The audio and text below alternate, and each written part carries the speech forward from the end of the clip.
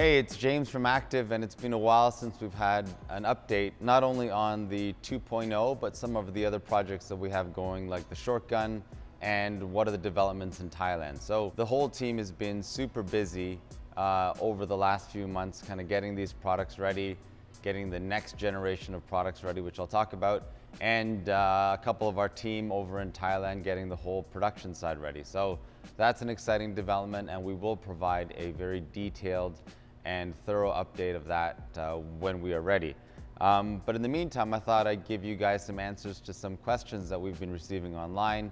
The 2.0 has been selling well, and I hope that those of you that have bought one are happy with it and are enjoying the product. So please leave some feedback or any additional comments that you want to give. It really helps everybody else make their decision and help people understand why the 2.0 is, as we believe, such a great product. So first of all, there's a misconception that the 2.0 is just a repackaged version of the VE52. This is absolutely not the case. They're made in different facilities. The pumps are totally different. We've gone into great detail trying to explain the technical differences between the VE52 and the 2.0. There are material differences, there's construction differences, there's component differences, setting differences. It's a totally different pump, although it may not look like it on the outside. And I've even read some people saying that the performance differences aren't worth it and so forth. Well, that really just depends on your usage of the product and how long you intend to use it for and what you really expect out of your product. I think both are great machines. You're not going to go wrong. They're both going to deliver better performance than most anything you can get on the market. So really, which one is good for you really depends on your application. We really have strived to make this, again, as you guys have heard, a higher quality product that will last longer. And this is just a great kind of opening price point pressure washer with performance you can't find anybody else.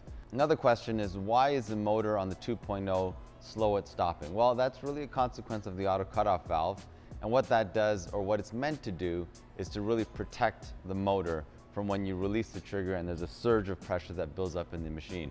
So the motor winds down to kind of gradually release the pressure, you can say, from the machine. Are the pressure washers capable of handling detergents? I would say no, because they're designed to be used with water, and that blanket statement of detergent really is a bit dangerous because people will then throw all kinds of stuff into the water, and siphon it through, and you'll get all sorts of damage to the pump because the pumps were never really designed to withstand chemicals or harsh treatments and that sort of thing. What is the life expectancy of the 2.0? In our testing, we've doubled the life expectancy of the VE52, so we're up over 200 hours, and currently with all of our testing, that is holding to be true. So again, it's meant for somebody that will use their pressure washer more or just wants their products to last longer. And we think with all the changes that we've made, we certainly will hit those targets. Is the 2.0 gravity fed? I think a lot of people are using these on mobile detailing setups. Now, we don't recommend the 2.0 for commercial use, although we know there's nothing we can do to stop people from doing that. That being said, the biggest drawback of gravity fed kind of setups is that the incoming water pressure will be less than what you get in a typical garden hose. Therefore, your output may vary depending on the setup of your gravity, your gravity feed. So it's difficult for Active to really sit here and promise what type of performance you'll get on most of these kind of home-rigged gravity setups. That being said, we know lots of people are doing it and getting some good success. And what I always say in terms of relative performance is that if you have the same gravity setup and you have two different machines, one being an Active and one being another brand, we will still outperform the other brand in these types of gravity setups. Will the 2.0 work for an auto detailing van? Will it last for 3 years? Well, again, that really depends. Again, it's not really meant for commercial heavy duty, day in, day out use. If you're a detailer and you're running around doing, 12 jobs a day, running the machine for, hours and hours a day, it really is not what it was meant to be used for. That is really kind of, you're going into the commercial unit space. You'd probably be wanting to look at an induction motor.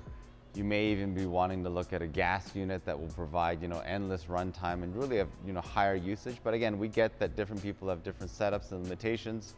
And whether it'll last for 3 years really just depends on how long you use it and how you take care of the product. So that's a difficult one to answer. And again, I keep reinforcing this, not truly meant for commercial use, but we do know people are using it in lots of different ways. Is the 2.0 capable of handling hot water? Well, the answer is really no. The pump was never designed to handle anything like what people would use for hot water cleaning. It's actually only designed up to about 40 degrees Celsius, 100 degrees Fahrenheit max.